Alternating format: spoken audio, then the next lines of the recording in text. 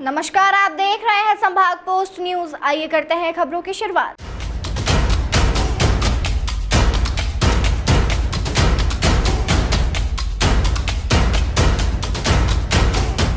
इंदौर जिला कोर्ट में उस वक्त हंगामा हो गया जब एक सिविल कोर्ट में पेशी के दौरान मजिस्ट्रेट पर ही जूतों की माला फेंक दी।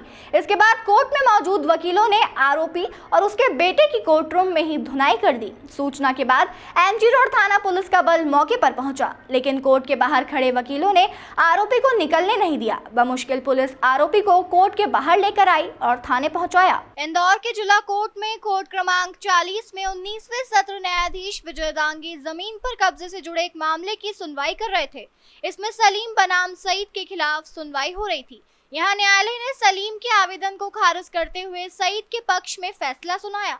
तभी अचानक मोहम्मद सलीम ने न्यायाधीश द्वारा सुनाए गए फैसले पर विरोध जताया और पहले से तैयार कर लाई गई जूते की माला न्यायाधीश पर फेंक दी। इसके बाद कोर्ट रूम में मौजूद मजिस्ट्रेट दांगी के सहायकों ने तुरंत सलीम और उसके दिव्यांग बेटे रईस को पकड़ लिया और दोनों की जमकर धुनाई कर दी। मामले की सूचना तुरंत क्षेत्रीय थाने एमजी रोड पुलिस को दी। सूचना मिलने के बाद क्षेत्रीय एसीपी और थाना प्रभारी भी मौके पर पहुंचे और आरोपियों को निकालने का प्रयास किया।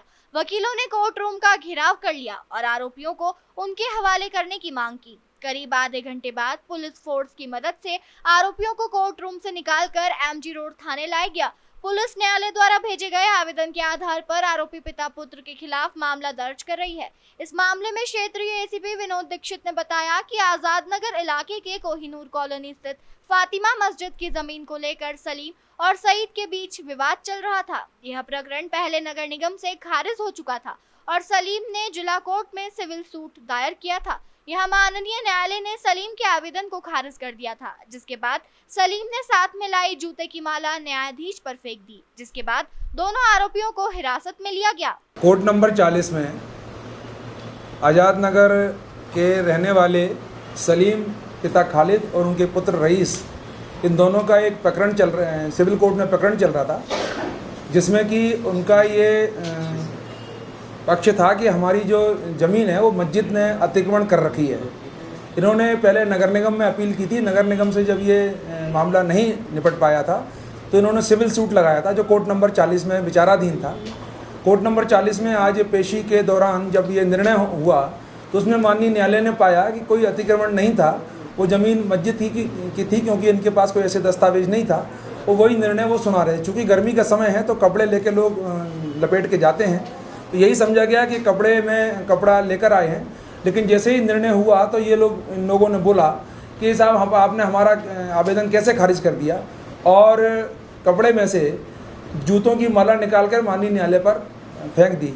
इस संबंध में सारे कोर्ट में वकीलों द्वारा आक्रोश व्यक्त किया गया है।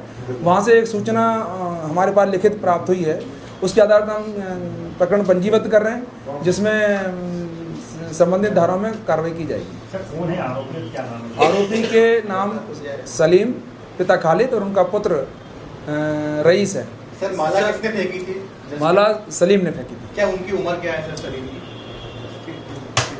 सलीम काफ़ी उम्रदराज है और उनका बेटा है। सर, इसमें किन धाराओं में, सुसंगत धाराओं में कार्रवाई होगी? बस अब अभी हम उसका जो आवेदन आया उसका परीक्षण कर रहे हैं। परीक्षण करने के बाद सुसंगत धाराओं में प्रकरण पंजीबद्ध करेंगे। सर, कोर्ट की सुरक्षा पे सवाल भी खड़े हो रहे हैं क्या इस प्रकरण? कोर्ट की सुरक्षा में चूक इसलिए नहीं कही जा सकती कि कपड़े ले जाना, गर्मी का समय कपड़े बांध के जाना आदमी का वो है, उसमें अंदर छुपा के अगर कोई ले जाएगा। हालांकि इसकी और हम स्क्रूटनी कर रहे हैं और ज़्यादा सुरक्षा बढ़ाएंगे।